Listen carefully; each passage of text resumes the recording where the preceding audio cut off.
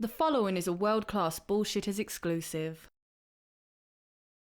In life, you gotta have a plan. If you don't, you get fucked. Hey!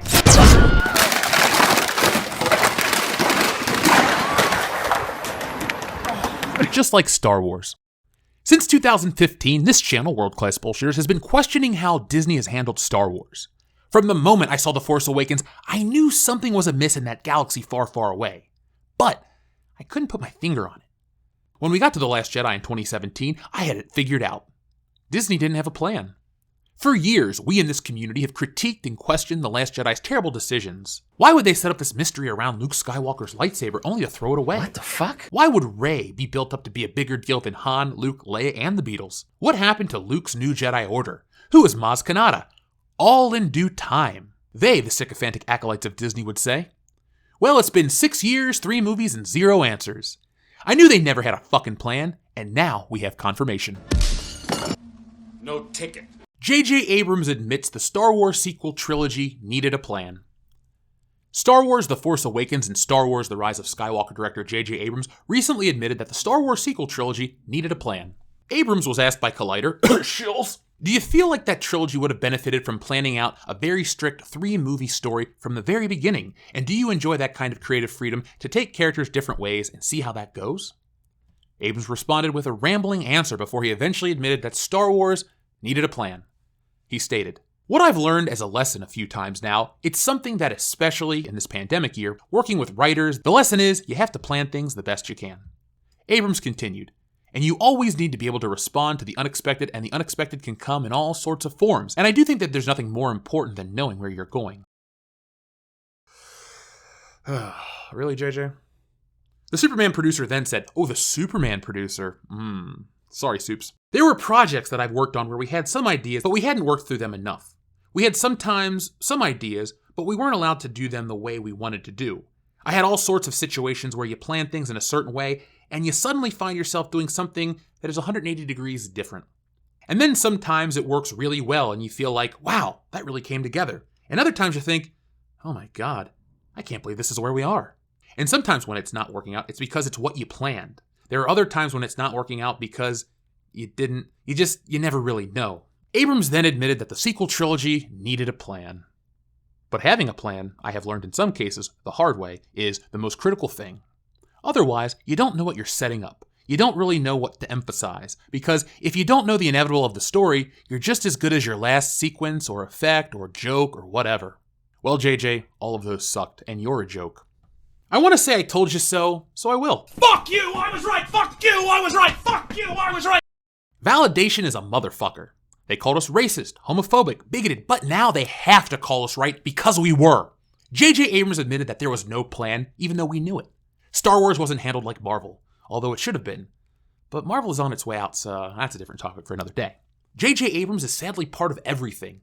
He's Steven Spielberg without the vision. His name is on everything genre-related, though he creates very little. J.J. likes to play with other people's toys. I looked up what J.J. Abrams actually created, not just co-produced or threw his fucking name on. He had famous parents, so that explains a lot. But his directorial debut was Mission Impossible 3, part of a pre-existing franchise. Before Mission Impossible, Abrams had directed 9 TV episodes, 5 from Alias, 2 from Lost, and 2 from Felicity, the terrible WB show that he created. After Mission Impossible 3, Abrams was on to Star Trek, and 2 movies in, that died. After he metaphorically blew Spielberg with Super 8, it was on to Star Wars, and holy shit, did everything fall apart. Throughout the entire build-up of The Force Awakens, everything discussed about the film was real sets and practical effects and nostalgia. Nothing about the plot, because you can't tell the audience you're remaking the original Star Wars to expect it to make money. That's one of the culprits, money. The other? Time.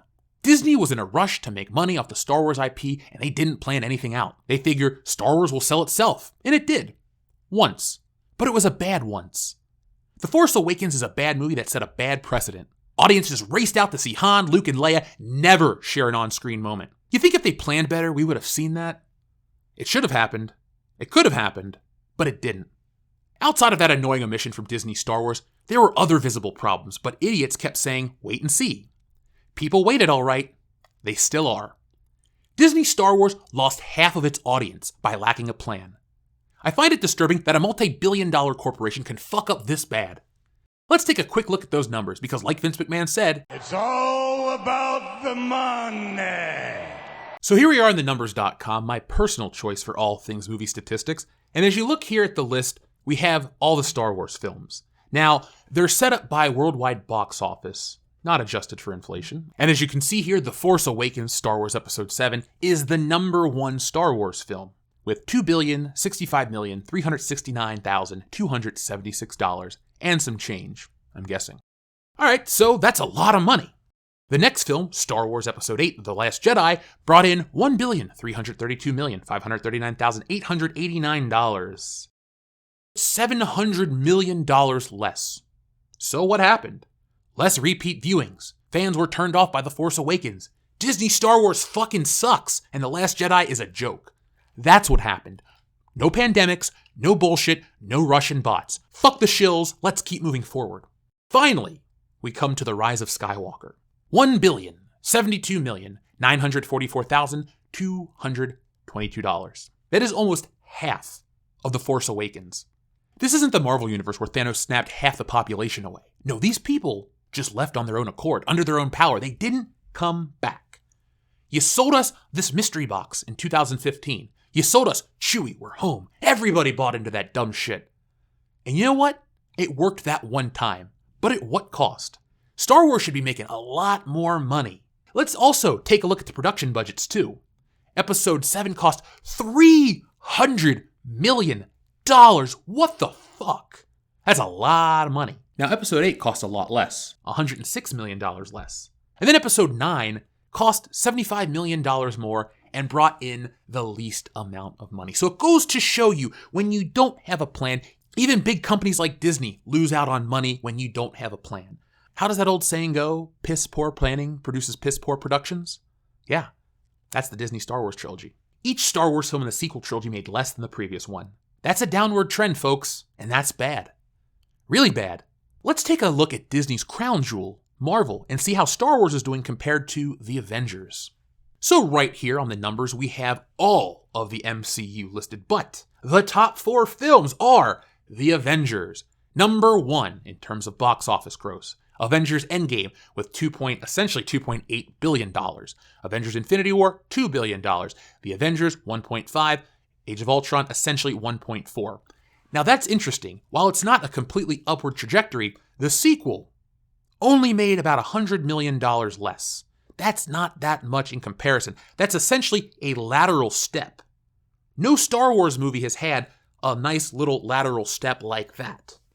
But after Age of Ultron, you have Infinity War, which is a $2 billion picture, and then Endgame, almost a $3 billion picture. If I was Disney, I'd want an Avenger trend instead of a Star Wars trend. Disney didn't care about Star Wars because the MCU was making bank. The lack of a plan comes from that. They got lazy and expected fans to blindly accept whatever nostalgia-fueled politically charged bullshit they called Star Wars. It didn't work because they didn't put in the work. Everything from Disney Star Wars was path of least resistance. Canon, lore, Lucasfilm does not crave such things. EU too daunting to work around? Cancel it. Decades of Star Wars history tossed out the window so Lucasfilm could promote Rey and her little band of Riris. It wasn't enough that the original trilogy characters were neutered to make the new ones look good. No, everything had to bow down to the altar of laziness and ideology. It only took 4 years to kill Star Wars. Everything between The Force Awakens and The Rise of Skywalker killed it. Bad movies, bad merchandise, bad robot. Keep that man away from established properties. I feel for DC fans. Strike that, reverse it. I feel bad for myself because I am a DC fan and I do not like that J.J. Abrams is coming to ruin Superman. If you haven't heard, they're making a Black Superman film. This isn't an adaptation of Earth 2 Superman, Val Zod, but Earth 1 Superman, Kal-El. The real Superman. Our Superman. Why are they changing the color of his skin? It's trendy. Just like Disney Star Wars, a downward trend. That's what J.J. Abrams is these days. One big downward trend. You may see his name everywhere, but rarely is any of it good. He's a smarter, and I emphasize on the air quotes here, a smarter Zack Snyder. J.J. Abrams isn't a filmmaker, he's a huckster or a hack. You decide. His mystery boxes don't sell anything. What's in the box? Nothing! You lose! Good day, sir! Who gives a shit? He's a con artist extraordinaire. His name holds a lot of weight, but his work holds little value. It's JJ's fault, but it's also Kathleen Kennedy's fault too. She's the head honcho of Lucasfilm. She's in charge of it all. She's responsible for the lack of a plan, and she's responsible for Rian Johnson making The Last Jedi from a first draft. How bad is this woman at her job? That entire company's fucking broken. If the publishing arm isn't busy making Star Wars characters out of pet rocks, they're busy shitting on you and me, the fans. Shitting on fans isn't good for business. Speaking of business, let's take a look at some of the mistakes Disney should have avoided with Star Wars. Lack of preparation kills businesses. Why you need to do your homework. For me, the word homework conjures up college memories of late nights, vending machine meals, and stress. Maybe that's why most of us aren't very eager to do our homework when we finally get to the real world of business. But as much as I hated homework, I know that it ultimately helped me prep to get an A on the test. Similarly, in the world of business, doing your homework leads to growth and profit. Perhaps the most common area that I see businesses of all sizes neglect is conducting customer research. According to a recent CMO survey, only 41% of CMOs included marketing research in their budget, and failure to understand customers' needs and wants is cited as the number one reason for product failures. Why are organizations failing at this? Many believe they already have the answers. Customer research can be difficult, expensive, painful, and confusing. So instead of tackling it head first, organizations skip it altogether and rush to get to the market with their ideas, untested business models, useless products, and irrelevant content. The result? 72% of all new products fail to meet revenue goals, and $958 million is wasted on ineffective marketing every year. Here are 4 risks of neglecting customer research. 1. You will create something that nobody wants. It doesn't matter how brilliant your marketing and your advertising campaign is. If you create a product that nobody wants or that solves a problem nobody has, you will not sell it. Just look at the top 10 product failures in the US by some of the most well-known brands around: Google, McDonald's, Microsoft. Their tunnel vision caused them to spend billions of dollars to promote something that ultimately missed the mark. And while many of these organizations conducted customer research prior to launching their products, there is an art form to asking the right questions where you will get real answers instead of validating your current biases. Number 2, you sound like everyone else. How many companies claim to be the best solution or end-to-end or in world class? Hey, I take that one personally. Using the exact same phrase as your competitors will only confuse your customer, force them to tune you out, and further commoditizes your project. Number 3, you will focus on communicating the wrong things. When organizations are too internally focused, the product or marketing organization convinces themselves that they know exactly what the customers care about, but you are not the customer. Take this research from McKinsey, which illustrates this point. When asked what themes B2B companies consider the most important for their brands to communicate, many cited product sustainability, social responsibility, and global reach as the top, whereas customers considered open and honest dialogue as the most important, which no organization in the sample emphasized. Followed by specialist expertise and responsibility across the supply chain. It just goes to show that what you value internally may not be aligned with what customers want to hear. Number 4, you won't get results. No matter how good your execution is, if your marketing content fails to connect with your prospective buyer, you've wasted your time and resources. This often confuses organizations as they pour hours into the back-end execution, writing emails, posting on social media, sponsoring events, but don't see an increase in sales. Ultimately, marketing communications are measured by how well they will help potential buyers along their journeys and relationship with your organization. Wow, don't those sound familiar? Too bad Lucasfilm doesn't listen to us. They would have made that Avengers money.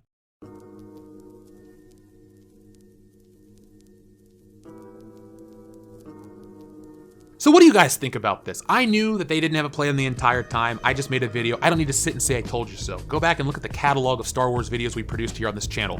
Millions and millions of views. You can definitely hear my thoughts on that. Hell, you can actually chronicle my heartbreaking at The Force Awakens all the way to this video here on the channel. That's why you should subscribe. We cover all pop culture, all of the entertainment stuff. But Star Wars has always been special because that's the one that broke my heart. I'm sure Marvel's next. But what do you guys think about all of this? Were you surprised? Tell me down in the comments how many idiots you had to deal with in person or online tell you, you gotta wait for the last one, you can't judge this trilogy, you couldn't. Fuck them all. You know what? You can judge the first Star Wars movie on its own merit because guess what? They made a movie, it didn't need a trilogy. Movies should stand on their own merit.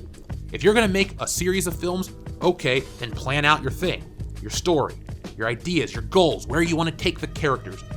But if you're just making a movie and you think you could have a sequel, don't make your whole movie be a build-up to nothing.